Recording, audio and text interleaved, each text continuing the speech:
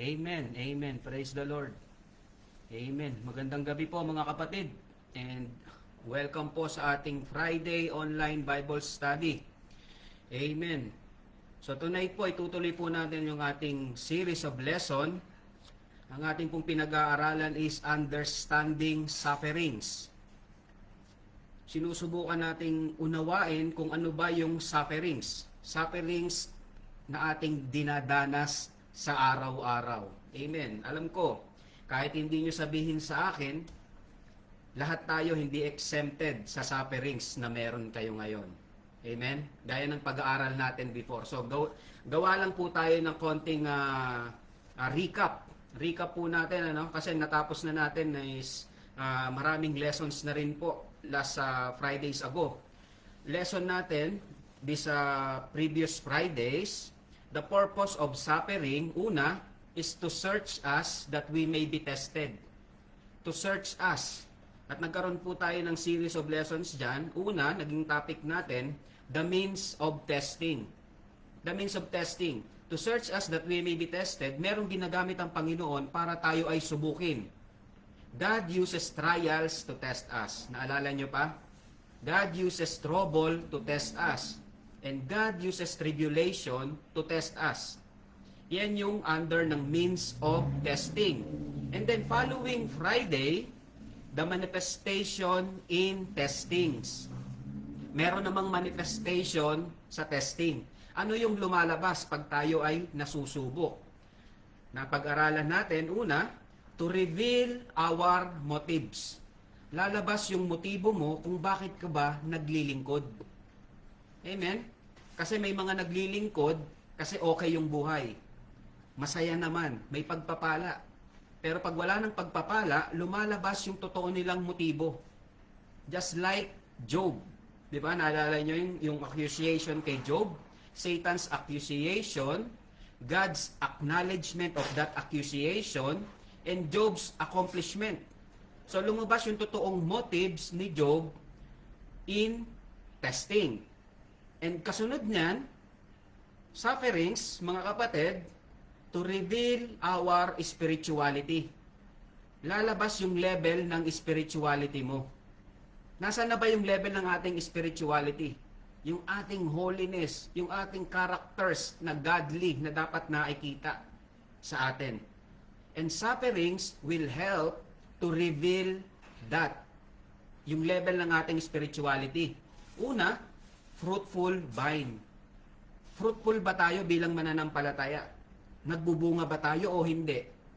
O tayo yung under this number 2 point na merong shallow roots. Na pagdating ng trials and tribulation, wash out lahat ng pinag-aralan natin sa Bible study. Yan po yung sumunod. And then, after that, to reveal our spirituality, last Friday lang, I hope naalala nyo pa rin ito, no? Sufferings tayo, no? The purpose of suffering is to reveal our eternity. Through sufferings, mga kapatid, yung ating responses, makikita kung tayo ba ay palangit o paimpyerno pa rin. It will reveal our eternity. Kasi merong dalawang foundation na pinangahawakan ng tao sa mundong ito. Una, the right foundation. Yung right foundation, mga kapatid, na pag-aralan natin last Friday, right foundation, ang foundation na yan, ay pinanggagalingan yan, ay ang salita ng Panginoon. Amen? Magde-decide tayo, magde-desisyon tayo, mag-a-act tayo according to the words of God. If we have that right foundation. At makikita sa testimony natin na meron tayong right foundation that we build our life upon a rock. And that rock is Jesus. Amen. Naalala nyo? At kung hindi naman tayo nakabuild sa right foundation, opposite lang yan. Nakabuild tayo yung buhay natin in the wrong foundation. Wrong foundation, ibig sabihin, kung hindi sa Diyos, sa mundo. Kaya pagdating ng trials and tribulation, wala, hindi na makita yung sa atin yung pagiging Kristiyano. Amen? So naalala po natin yan. I hope and I pray hindi natin nakakalimutan yung mga pag-aaral na yan. Kasi we are trying to understand about the purpose of suffering. Kaya tayo merong mga sufferings. And prior to that, yung unang-unang lesson natin about suffering is to lead us into repentance. Amen? Naalala nyo pa? It leads us to repentance. Kasi meron tayong mga sufferings na kinakaharap dahil sa wrong decision natin kahapon. Nung nakaraang linggo, nung nakaraang buwan, o nung nakaraang taon. And we are reaping the consequences of that wrong decision. And we are suffering.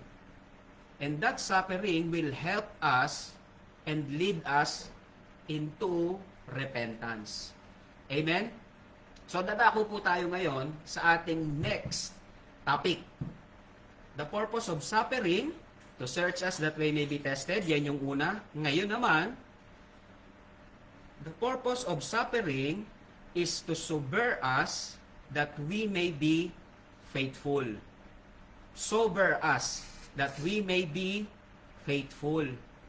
Ano ba ibig sabihin ng sober? Sober, mga kapatid, it means clear-headed.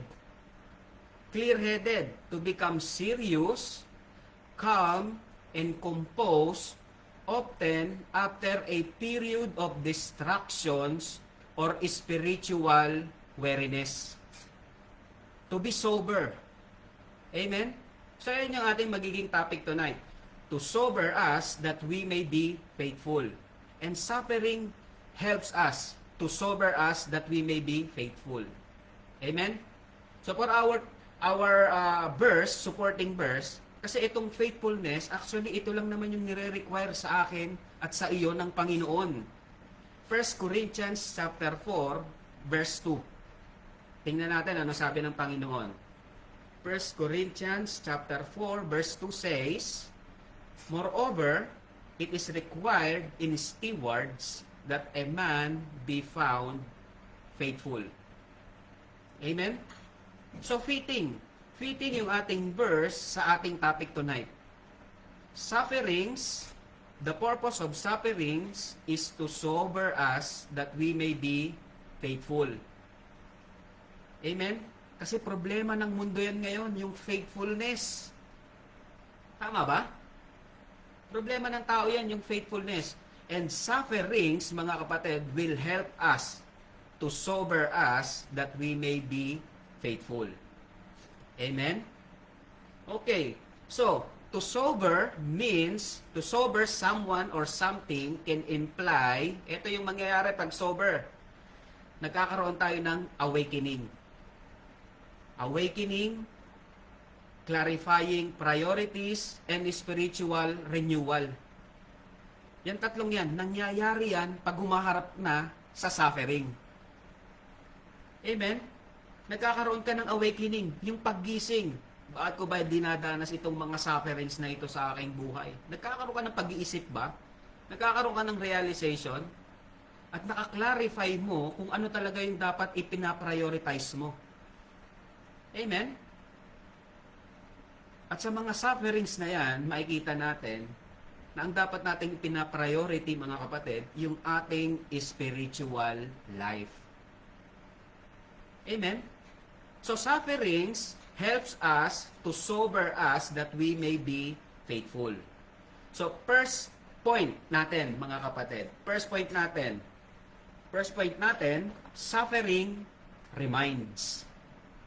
Suffering reminds. Ang suffering nagpapaalala. Baka nakakalimot na tayo. Amen? So Genesis chapter 3 verses 17 to 19.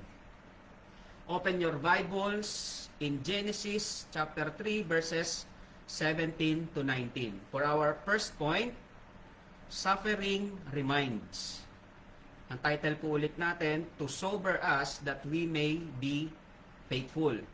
Genesis 3, 17 to 19 says, "And unto Adam he said," the Lord is speaking here, "Because thou hast hearkened unto the voice of thy wife, and hast eaten of the tree of which I commanded thee, saying, Thou shalt not eat of it, cursed is the ground for thy sake. In sorrow shalt thou eat of it all the days of thy life. Verse 18, thorns also and thistles shall it bring forth to thee, and thou shalt eat the herb of the field. Verse 19, and in the sweat of thy face shalt thou eat bread, till thou return unto the ground. For out of it was thou taken, for dust thou art, and unto dust shall thou return. Amen. Ang context po nito mga kapatid ng Genesis chapter 3, 17 to 19, ito na yung after mag-fall ni Adam and Eve. Na-deceive sila ng Diablo. Na-deceive sila na kainin yung forbidden fruit, the knowledge of good and evil. At ang nangyari mga kapatid, dahil because of that disobedience, ito yung nangyari. Yung ground was cursed by God. Was cursed by God. Yung mga punong kahoy na basta na lang nagbubunga ng hitik, na curse. At yung lupa na nagpapatubo lang ng mga halaman, kailangan na nilang bungkalin ni Adam. Kailangan niya ng paghirapan yung kanyang kakainin. Sabi doon sa verse 19, in the sweat of thy face, pagpapawisan niya na, thou shalt eat bread. At dahil galing ka sa alikabok, babalik ka sa alikabok, sa alabok. Amen? At yung sufferings na yan, mga kapatid, ni Adam and Eve, reminds of their limitations. Reminds them of their position before the sight of God. Pero makikita natin dito mga kapatid, that suffering reminds that cursing of the ground a God's act of mercy. Paano naging God acts of mercy yun, mga kapatid? Tingnan natin, when Adam and Eve sinned, God could have easily removed them from the face of the earth. Nagkasala kayo, burahin ko na lang kayong dalawa, gawa na lang ulit ako ng bago. Diba? Kaya namang gawin ng Panginoon yun eh. But because of God's act of mercy, hindi niya ginawa iyon. Binigyan niya si Adam and Eve ng second chance. At yung second chance na yan, mga kapatid, kapaloob dyan yung redemption plan through Jesus Christ, our Lord. Amen? So nakita natin yung mercy ng Panginoon sa kanilang mag-asawa. And hope and I pray, mga kapatid, this sufferings na kinakaharap ni Adam and Eve at naipasa sa atin, kaya nga ngayon kailangan natin magtrabaho di ba? Bago tayo makakain, kailangan mo magsikap. Yan na yun Yan yung kasama sa sin ni Adam and Eve na meron tayo ngayon. But, in God's act of mercy, binigyan niya tayo ng second chance. It reminds us and them, Adam and Eve, of our need for God and to keep us faithful. Amen? Babalikan natin yung katotohanan that the challenges and difficulties that came upon Adam na naipasa sa atin as a result of sin serves us as a reminder of our dependence on God. Limited tayong mga tao at nakadepende lang tayo sa Diyos. And that suffering reminds, for our first point, reminds us of our awareness of need. Dahil sa nangyaring yan, wala tayong ibang tatakbuhan kundi ang Diyos. Awareness of needs. And we need to be faithful to Him. Amen? Kasi siya rin yung magiging source ng ating strength. Tama ba? Disobedience, mga kapatid, tandaan nyo ito. Disobedience always brings sufferings. Kung tayo, alam natin ang salita ng Panginoon, and we chose to disobey, ito yung sinasabi ko mga kapatid, disobedience always brings suffering. Baka yung suffering na kinakaharap mo ngayon ay resulta lang ng disobedience mo kahapon. So suffering helps us to be reminded of our needs of God. And that suffering itself is an act of God's mercy. Amen? Disobedience always brings suffering, and if we face suffering because of it, don't waste it. Huwag mong sayangin. Nagsasuffer ka dahil sa ating maling ginawa, huwag mong sayangin. Amen? Instead, view it as a God's mercy, intended for our spiritual learning, good, and growth. Amen? Kaya nga sinasabi ko lagi, huwag mong sasayangin yung trials and testing na meron ka.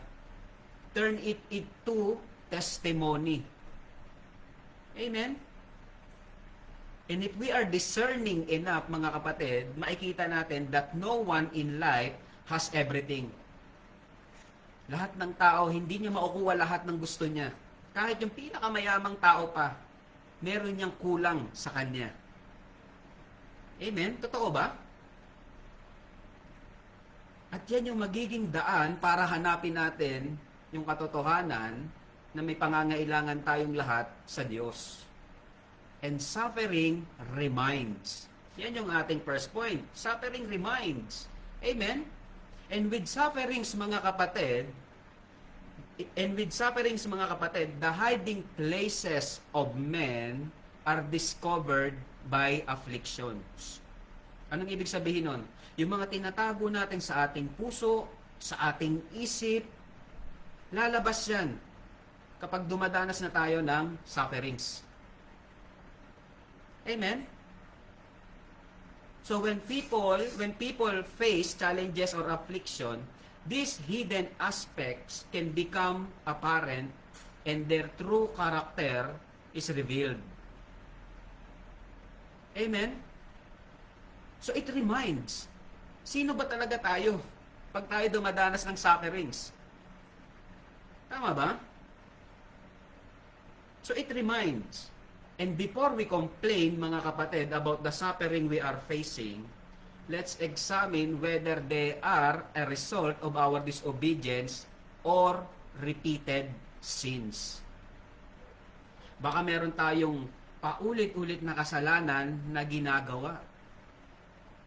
Kaya tayo nagsasuffer, mga kapatid. Makikita natin dito, Adam and Eve had a perfect world in the Garden of Eden. Walang kakulangan. But too much comfort made them complacent. Masyado silang comforted sa Garden of Eden. Ito na si Eve. Nakipag-usap sa diablo. Eve gave the devil a chance to talk to her. And not only did she listen, but she even reasoned with him. Huwag kang maikipag-reason sa diablo. Hindi mo kayang lansihin yan. He is the father of all lies. He is a deceiver. Amen? Do not settle for less. Do not deal with sin. It will bring sorrow. It will bring suffering. Amen? So, mga kapatid, instead of repenting, anong ginawa ng mag-asawa? Instead of repenting for what they did, they start blaming each other. Nagturuan pa. Sabi ni Adam, kasalanan mo to, Lord, kasi binigyan mo ako ng babae na to eh. Itong babae na to, nagpatokso sa ahas, sa devil. Sabi naman ng babae, ni Eve, kasalanan to ng ahas, Lord eh. Dinisib niya ako eh. You see, lalabas yung totoong karakter ng isang tao pag dumadanas siya ng sufferings. Tayo ba, pag dumadanas ng sufferings, itinuturo ba natin yung ibang tao dahil sa sufferings natin? Wait for a while. Baka resulta yan ng maling desisyon natin. So suffering reminds of our responsibility as individual. Amen?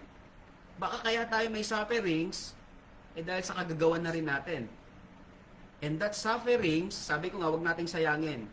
It is an act of mercy. God gave us that suffering or allowed that suffering for us to be fruitful. Matuto tayo doon. Amen?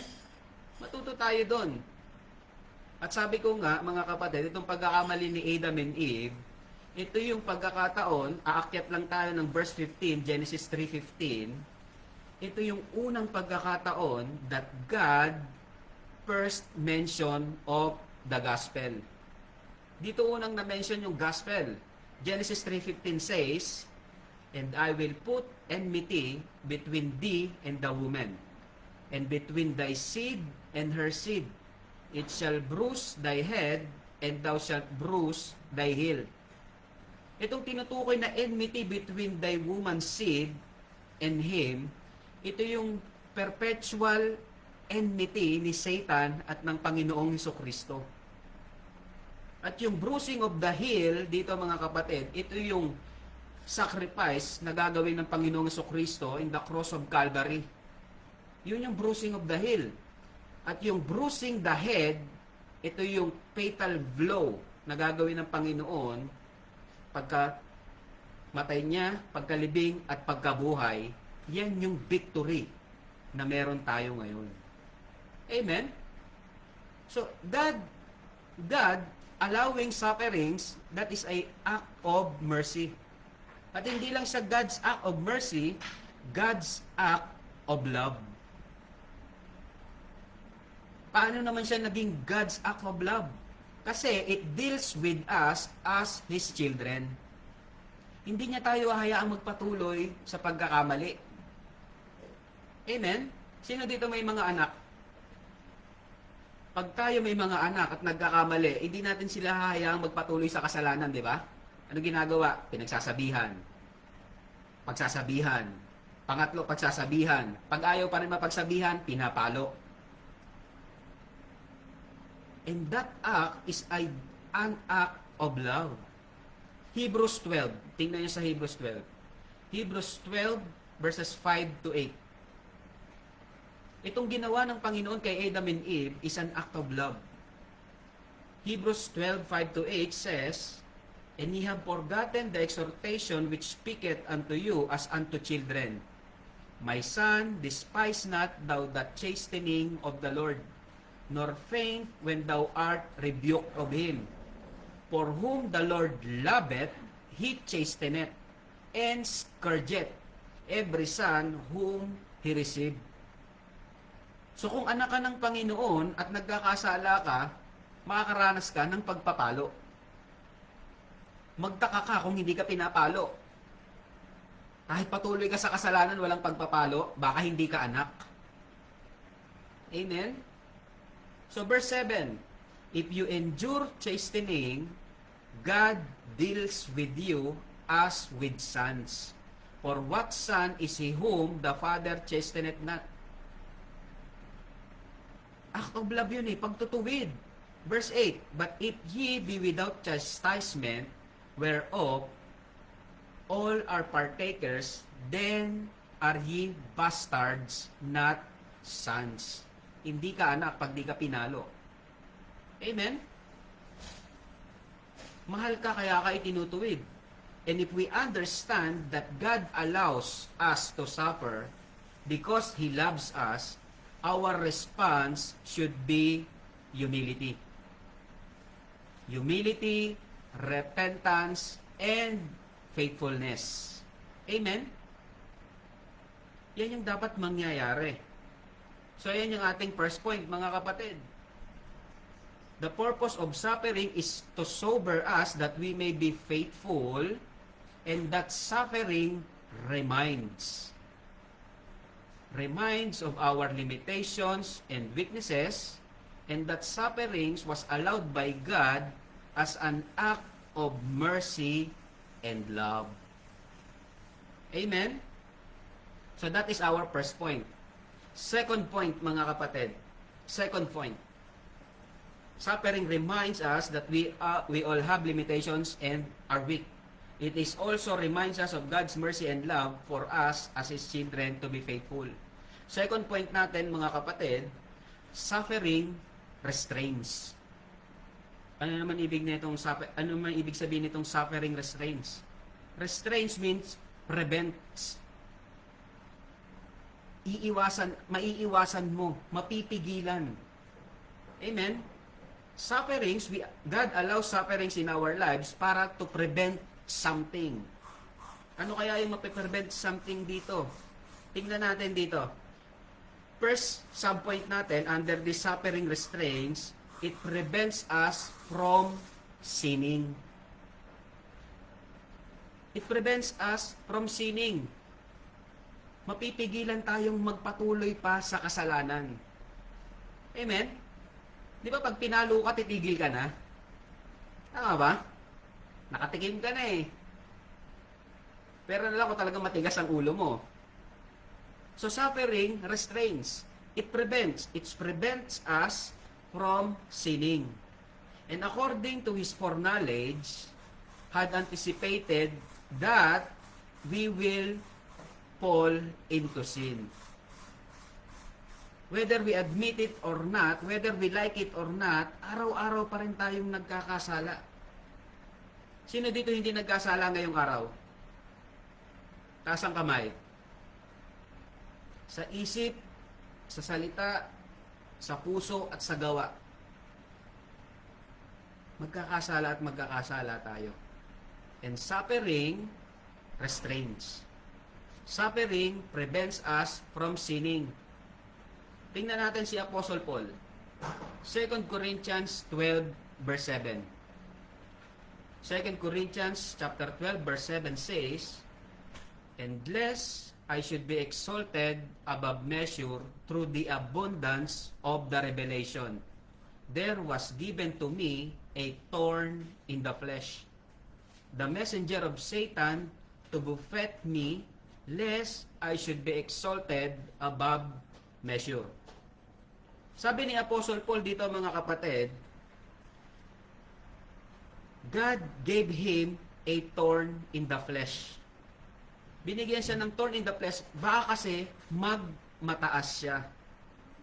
Bakit? Kasi binigyan si Apostle Paul ng abundance of revelation. Binigyan siya ng talino, ng kaalaman with regard to salvation. Amen? And in His mercy, God's mercy, God gave Paul a thorn in the flesh. Kasi ang sabi ni Paul mismo, sinabi niya sa sarili niya, lest I should be exalted above measure. Baka magmataas ako. Kaya minsan dumadanas tayo ng mga kakulangan sa buhay para maiwasang magmataas tayo. It restrains us or prevents us from sinning. Amen? Para meron tayong dahilan lagi tumawag sa Panginoon. In order for us to be sober, that we may be faithful. Amen? So from God's viewpoint, there's no other way of keeping sinful mankind faithful apart from regular dosage of affliction. Hindi. Hindi niya hayaan na magpatuloy tayo sa kasalanan. Lalo na pagka tayo ay dumadanas ng abundant life. Kasi minsan yung blessing, nagiging daan para makalimutan pa natin ang Diyos. Nagiging kaagaw pa ng Diyos sa ating paglilingkod. Tama ba? Tingnan natin yung tatlong example dito. Wise and wealthy Solomon fell. Di ba? Matalino, mayaman, si Solomon, pero he fell. Sino pa? Strong and mighty Samson faltered. Strong and mighty, pero nag-fall pa rin sa sin.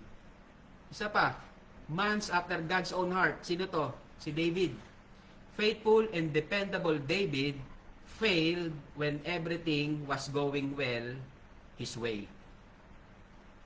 Amen? So be very careful mga kapatid.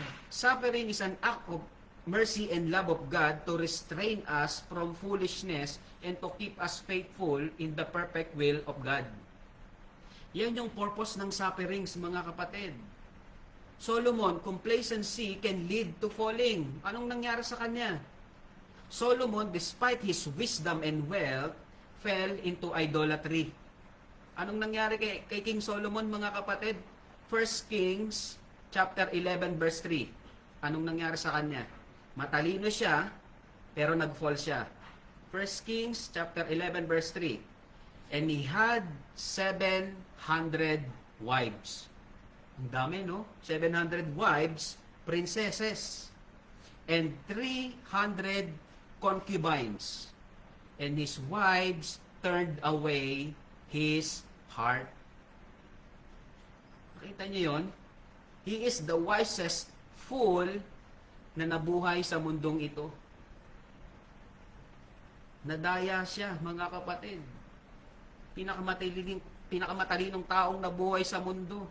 Nag-asawa ng 700 at meron pa siyang concubines na 300. Total 1,000. And these ladies, these women, turned away his heart. Amen? This verse highlights how Solomon's many marriages and relationships led him astray, causing his heart to turn away from God. Amen? So dito, sino dito yung mga kalalakihan? Kahinaan ng lalaki, babae. At hindi lang yan para sa lalaki, mga kapatid. Para din sa mga babae. Amen? Pangalawa, si Samson. Samson's strength can be a curse without God's guidance. Malakas si Samson pero hindi niya ginamit yung guidance ng Panginoon.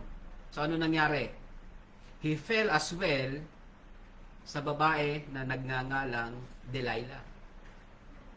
Amen? So if we are not careful enough, kahit gaano ka pa kalakas, kahit gaano ka pa katalino, kahit gaano ka pa kayaman, without the guidance of God, you will fall.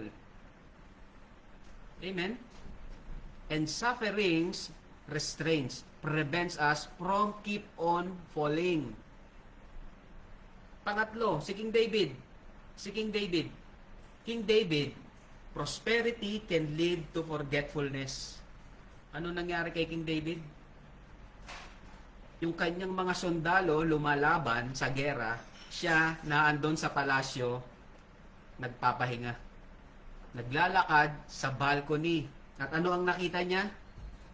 Isang babaeng napakaganda at naliligo. Bathsheba. So babae pa rin.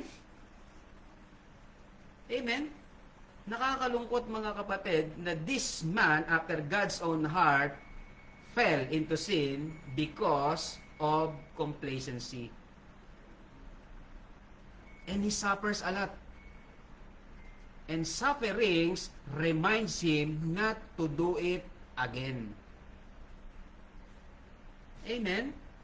So kung pag-aaralan natin yung buhay ni King David, mga kapatid, ni King Solomon, at ni Samson, lahat sila dumanas ng sufferings in order for them to realize that they need God. And they need to be faithful to God in order for them to prevent in sinning. Amen? Yung huling hininga ni Samson, anong ginawa niya? Lord, balik mo yung lakas ko. Gamitin mo ko para tapusin ang buhay ng mga Philistines na ito. Anong ginawa niya? Hinila niya yung mga pillars sa isang lugar kung saan nagdaraos ng pagdiriwang yung mga Philistines at namatay yung mga tao doon. Si King Solomon, isinulat niya yung Book of Ecclesiastes, Proverbs, in order for us to be reminded. King David, Book of Psalms. Amen? At alam niyo ba, mga kapatid, hurting the people we love is not just ordinary pain. Pakinggan niyo itong maigi. Hurting the people we love is not just any pain. It's a double-edged pain. Double-edged. Yung masaktan mo yung mahal mo sa buhay dahil sa iyong pagkakamali. Di ba? Yung makita mong umiiyak yung mahal mo sa buhay dahil nagkamali ka. You don't want to see them hurt. And you certainly don't want to be the cause of their tears again. Masakit yun. Iisipin mo ako pa yung naging dahilan para masaktan ko sila. The thought of breaking their hearts once more is unbearable. Hindi mo na kayang ulitin yun. And that is suffering.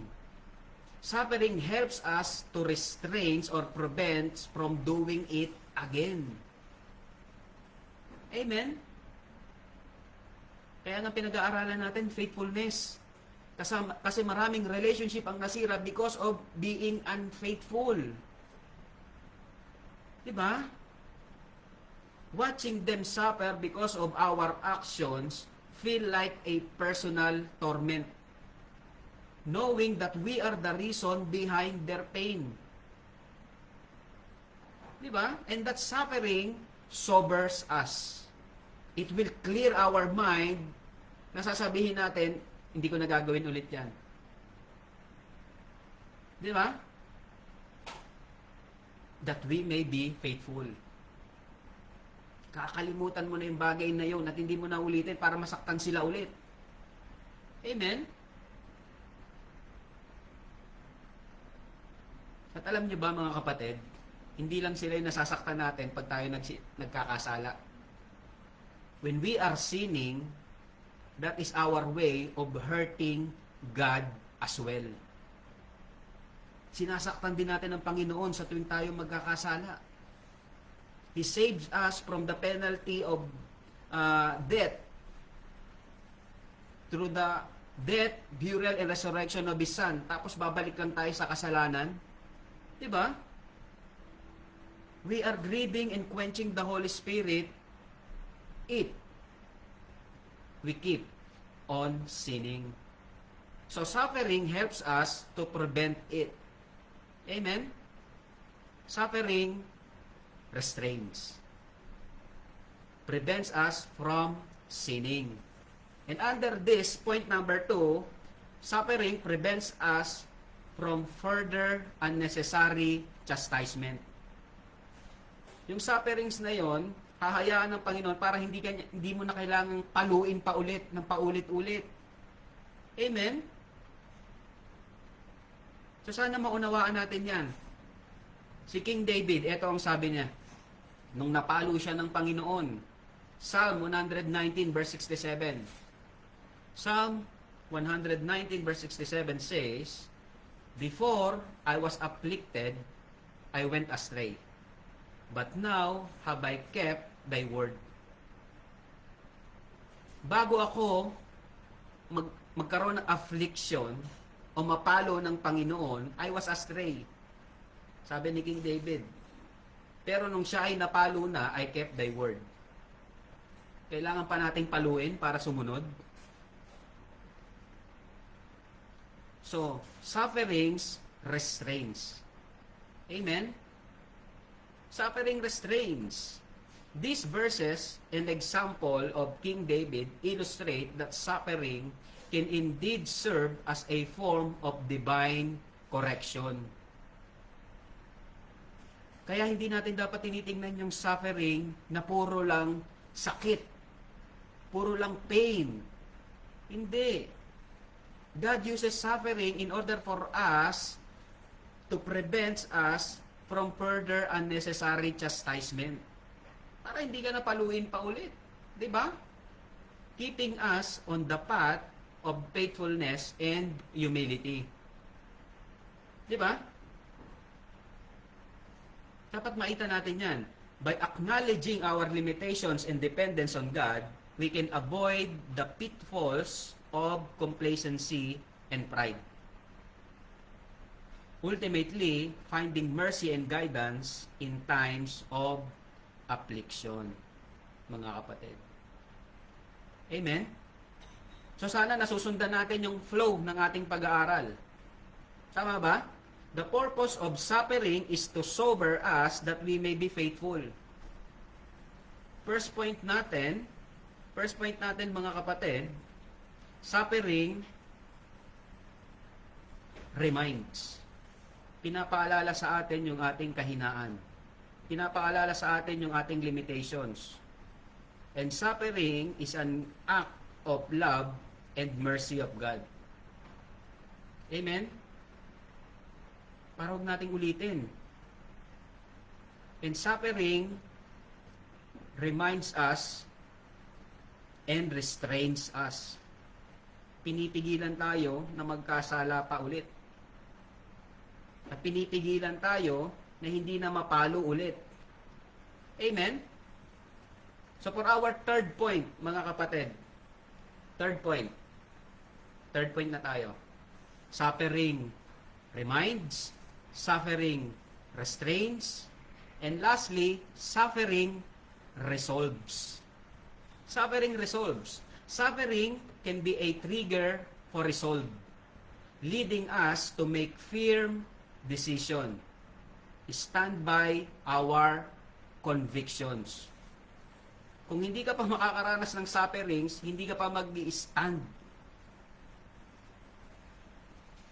Di ba? Maraming ganyan eh. Nung dumanas ng sufferings, talagang itinuwid na nila yung kanilang buhay. After deliverance of God. Di ba? Suffering resolves and find determination and courage to act. While some say experience is the best teacher, yung ating discussions about suffering suggest that suffering can be a powerful tool for guiding us toward making right decisions. Amen? Gagawa na tayo ng tamang desisyon sa buhay dahil naranasan na natin yung sufferings. Ayaw na nating maulit. So suffering resolves. Amen? It is a guiding tool to a right decision. Guiding tool to a right decision, mga kapatid. The best cure for a double-mindedness is pain. Pag nakaranas ka na ng sakit, mawawala na yung pag-iisip mo, yung dalawang isip mo na, gagawin ko pa ba itong kasalanan na to o hindi? Pag naranasan mo na yung affliction because of that sin, magkakaroon ka na ng single mind. You will not repeat it again. And suffering resolves. Amen? But the problem is this, mga kapatid. The problem is this. People often make vows when facing sufferings. Ang daming pangako pag dumadanas ng sufferings. I won't do that, I won't do this or that again once I get through this trial. Hindi ko na ulitin, Lord. Tulungan mo lang ako makalampas dito sa problema na to na nagawa ko. Hindi ko na ulitin. But, sadly, after a while, you'll find them repeating the same patterns and suffering persist. Tama ba? Hindi na ako magiinom, Lord. Hindi na, habang nasuka. Sumusuka, Lord, di na ako iinom. Pero nung nawala na yung lasing, following day, inom na naman. Lord, di na ako magiinom. Nagkasakit na ako. Nung gumaling, balik na naman. Lord, di na ako magiging unfaithful sa asawa ko. Nung na-deliver, napatawad ng Diyos, napatawad ng asawa, balik na naman. Niloko yung magulang, tinatawad ng magulang, after a while, balik na naman. I hope and I pray, mga kapatid, hindi tayo ganyan. And suffering helps us to resolve issues in life. Amen? And we are taught in the Bible that the wages of sin is death. Diba? Alam natin yan in Romans 6:23. And the death itself is not a good thing. Ayaw natin yan. Pero anong ginagawa natin? Kahit alam natin na ang kabayaran ng kasalanan ay kamatayan, eto tayo. patuloy sa kasalanan. And if we put that in our hearts, mga kapatid, that suffering resolves, magkakaroon tayo ng clear mind to be sober. Hindi ko na gagawin to. Kasi unang-una, nasasaktan ko ang Panginoon. Di ba? Pangalawa, hindi lang akong dadanas ng epekto o consequences ng kasalanan ko, pati mga mahal ko sa buhay. Di ba? Sufferings, because of sin, we will face immense suffering along the way to eternal separation from the Lord. Kung wala kang personal na relasyon kay Kristo, dapat magkaroon ka ng resolution ngayon. The suffering that you are facing ngayon, temporary, pag namatay ka na wala ang Kristo sa puso mo, yung temporary sufferings na yan, it will be in eternity. Amen? Romans 6:23 says, "For the wages of sin is death. And that death itself is a separation from the Lord in eternity." Amen? So for our third point, mga kapatid, suffering resolves a guiding tool to a right decision. Kung dito sa mundong ito, sa temporary world na ito, temporary life na meron tayo, we suffer, and that suffering helps us and guides us to a right decision. Dito lang sa temporary world na ito, sana magkaroon din tayo ng resolution na yung ating soul ay may pupuntahan pang eternity, and that is hell. And I hope and I pray that suffering resolves or help you to decide today. It is our guiding tool to salvation. Amen? The Lord Jesus Christ suffered and faithfully completed His task of providing a way of salvation for you and for me.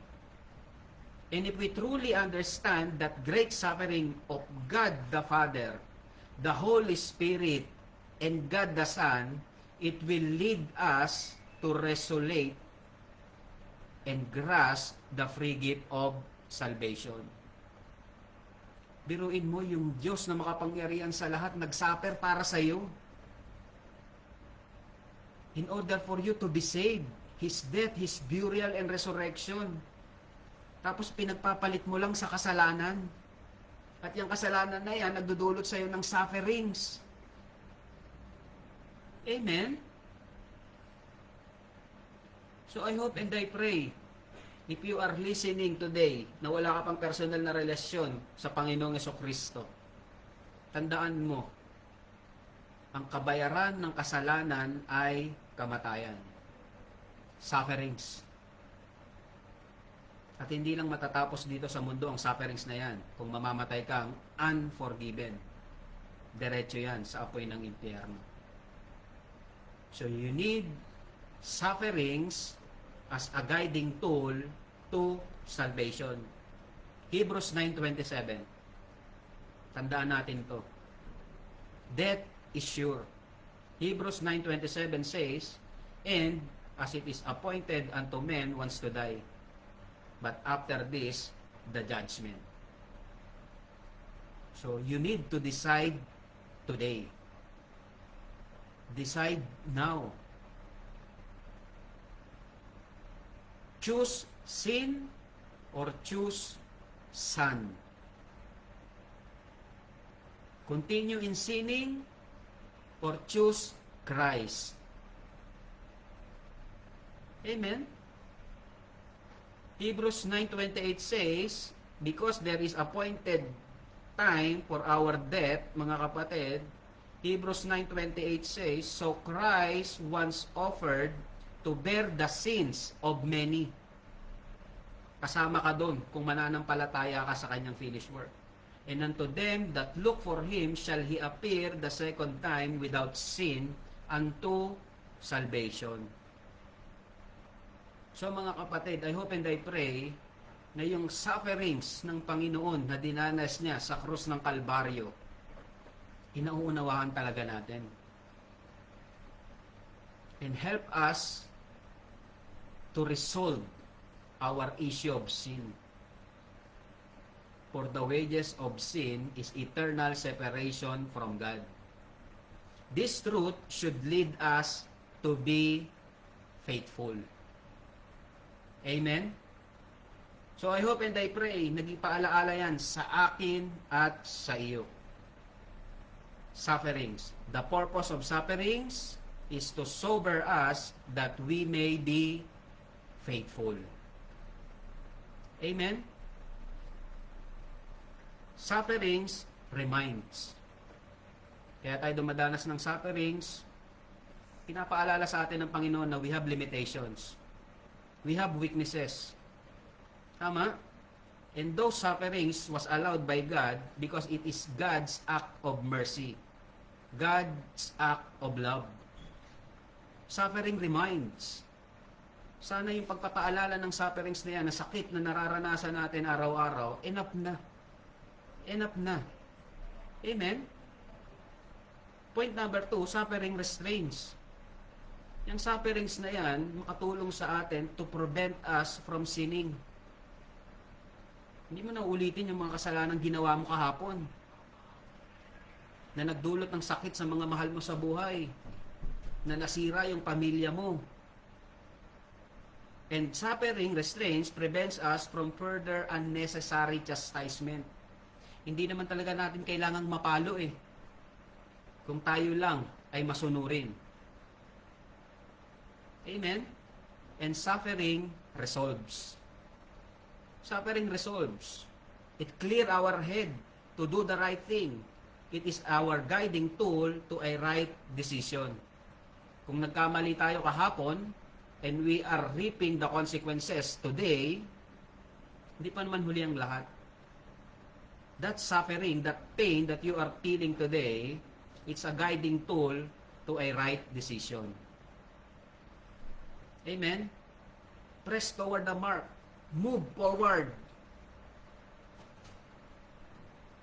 And that suffering resolves a guiding tool to salvation.